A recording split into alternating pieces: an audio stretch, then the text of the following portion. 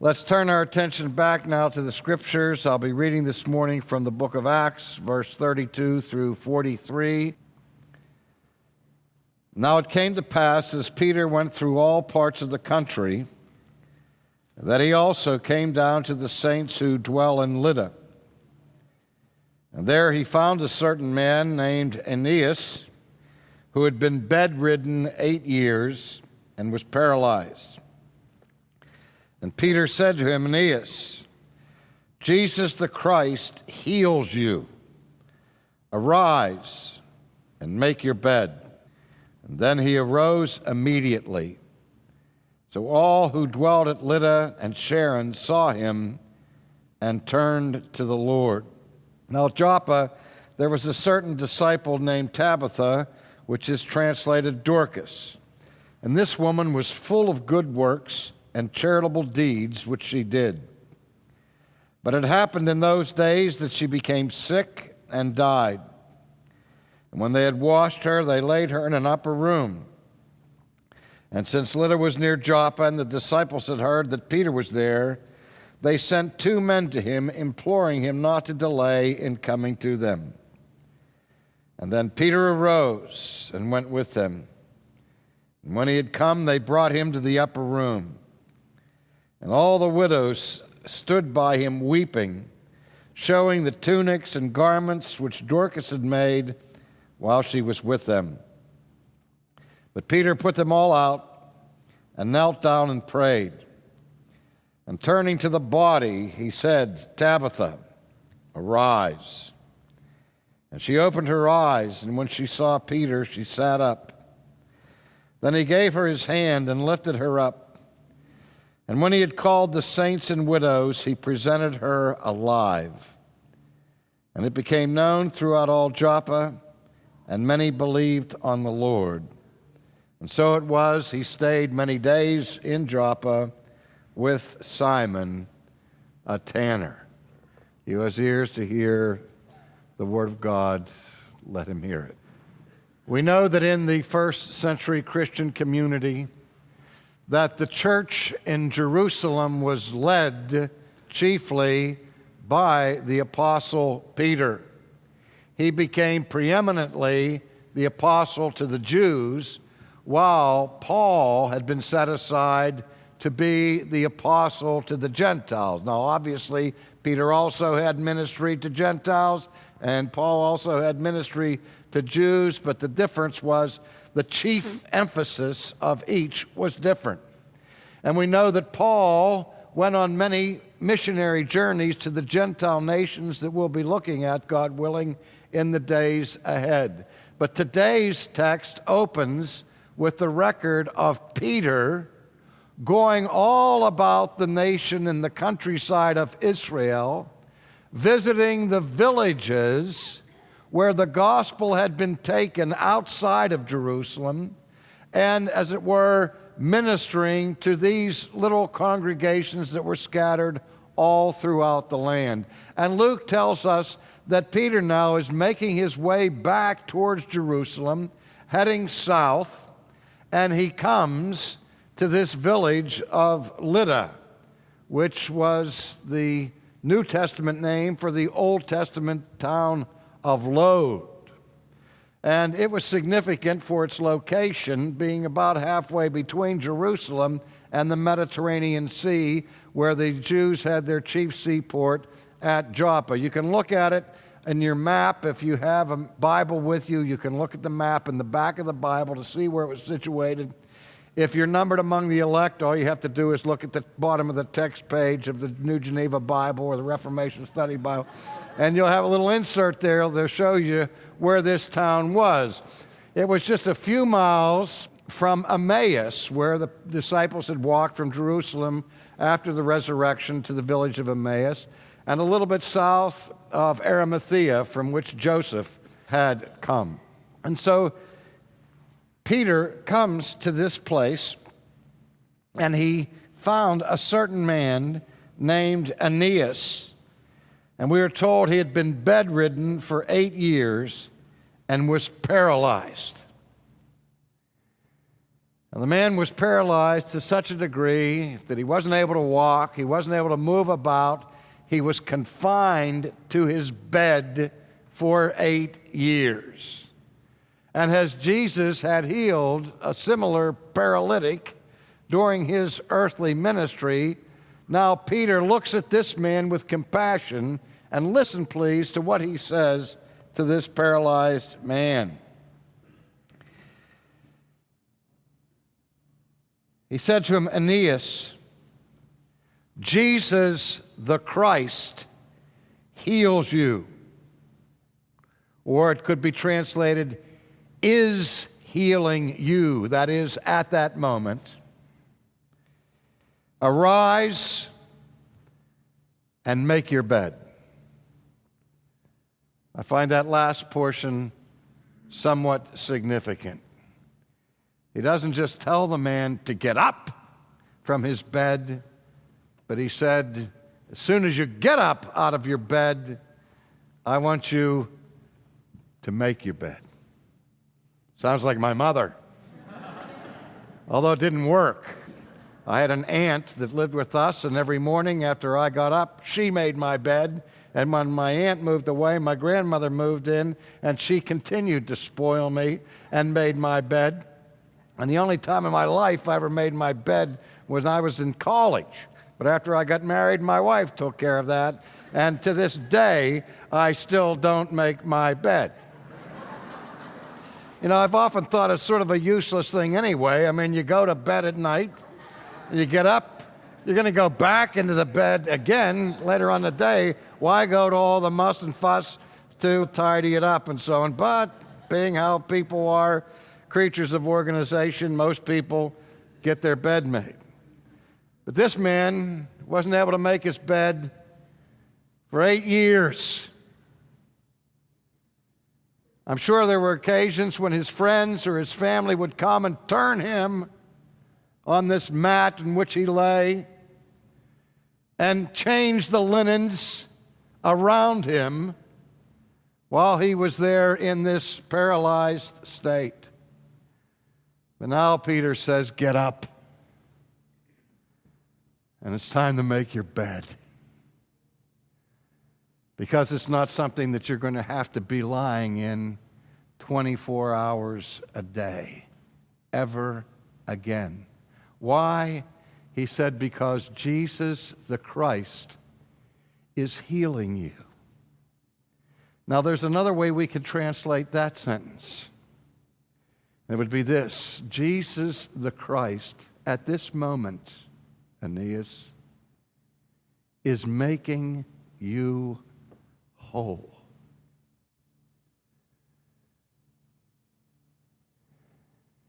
Let me say to you for a moment this morning that if you're a Christian, as the bumper sticker reads that we've all seen, God is not finished with you yet.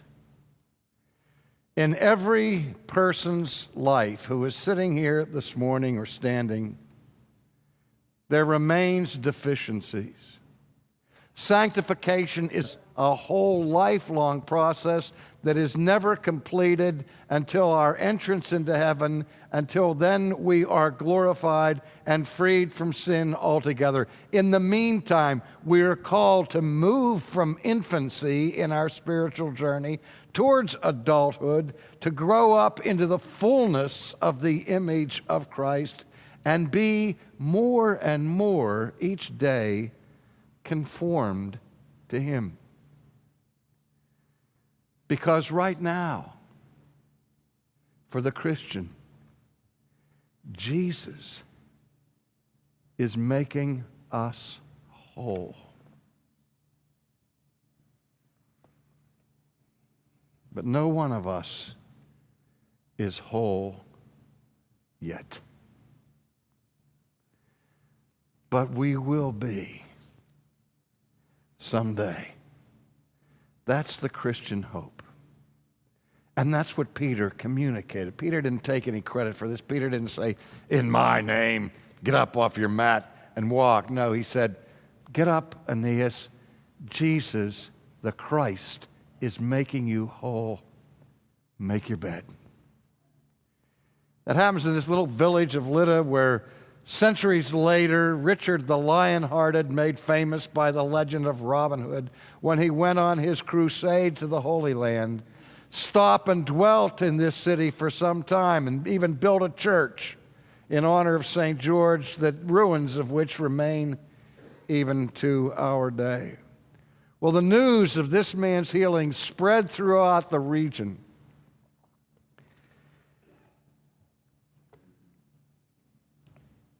And then we read next that at Joppa, on the seacoast, there was a certain disciple named Tabitha. There was a disciple there named Tabitha. There was a lady there whose name was Tabitha. Tabitha. You're in the Bible. Did you know that? Your brother is too, Uriah. But Tabitha we meet now, whose Aramaic name was Tabitha, and her Greek name was Dorcas. And listen to this description of this woman. How would you like to have this for an epitaph? The woman was full of good works and charitable deeds, which she did. But it happened in those days that she became sick and died. So when they had washed her, they laid her in an upper room. And since Lydda was near Joppa, and the disciples had heard that Peter was there, they sent 2 men to him, imploring him not to delay in coming to them. And Peter arose and went with them. And when he had come, they brought him to the upper room. And all the widows stood by him weeping, showing the tunics and garments which Dorcas had made while she was with them. Now, do you get the picture? Peter is summoned, just as his Lord had been summoned to Bethany recently on the occasion of the death of Lazarus, his friend. And we have John's account how Jesus ventured then to Bethany and raised Lazarus from the dead. So now the alarm is sent to Peter, and he comes the 10 miles or so to see about this woman who had died. And when he gets there, there's this crowd of people. And the crowd is made up mostly of widows. And we learn now what Luke meant when he said that this woman was given to charity and filled with good works. What she had done was made garments constantly of tunics and blouses and other forms of clothing to distribute to the widows. And so now, to honor her in her death, the widows of the community came to the home where she had been laid out for her funeral viewing, as it were. And they brought with them the garments that Tabitha had sewn for them. We don't want to miss this, because remember what Jesus' brother James said, that the essence of true religion is the care of widows and orphans. And there is a special compassion from Jesus towards those who suffer the loss of their mate, particularly the women who lose their husbands. And we are to give special concern to minister to those people. And here, this woman, Tabitha, had done just that. And so now Peter sees all these women gathered around, and they're weeping and wailing because of this woman's death. And he excuses himself from them, and he says to them, "Please leave." He wants to go into the room and be alone with the corpse of Dorcas or Tabitha. Interestingly enough to me, the name Tabitha meant gazelle or antelope. And when you think of a gazelle, you think of an animal that's graceful, that moves with rapidity and ease. But now, this gazelle is dead and inert and lying in view on this bed. Peter, we are told, after he put the women outside, he went into the room and he knelt down and he prayed. It doesn't say he did that with Aeneas. It's one thing to heal somebody that's been paralyzed for 8 years. That's hard enough. It's another to raise somebody from the dead. This time, Peter gets on his knees and he starts to pray earnestly. And then we're told by Luke that he looks over at the body. He looks at the corpse in his presence and begins to talk to it. And he says, Tabitha,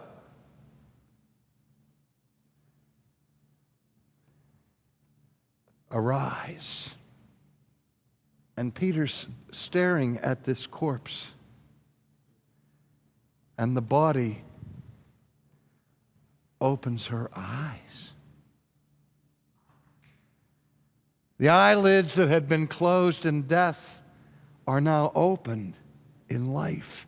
And the first thing Tabitha sees when she opens her eyes is Peter, who is there. And after she opens her eyes and sees the apostle, she sits up in bed. Now listen to what Peter does.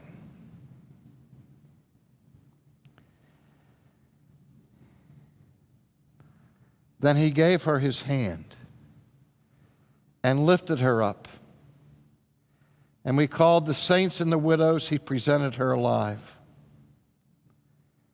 Now, ladies and gentlemen, we can misunderstand the idiom that's here. It's not that she's sitting up and she's strong enough now in her resurrection to be half alive and needs the help of Peter to lift her up off the bed. No, no, no, no, no. For Peter, this was an act of chivalry, where this woman, who was so well known for her good works and for her charity and kindness, and whom everybody loved, and was now alive again, Peter reaches out his hand. Says, let me take your hand. And helps her to get up and escorts her to the door, opens the door, and presents her alive to her friends. I mean, what would you have given to have been in that group and see that door open and watch Peter standing there holding the hand of this woman who is now vibrant and alive with her eyes wide open? Well, the story of that spread all around the area, just as the healing of Aeneas. And we're told then that Peter stayed there many days. Many believed in the Lord. And he stayed in Joppa with Simon, a tanner, whom we'll mention more about, God willing, next week. This is the Jesus that we're here to adore, to worship. This is the Jesus who sets his table before you. This is the Christ who is making you whole. And one of the means by which he makes us whole is by feeding us and strengthening us and healing us through his word and through the sacrament. And he is here. And sometimes when we read these stories and we think about all the years that separate us from apostolic days, we think, oh, if only he were here now. But he is here. And he's here to feed you himself.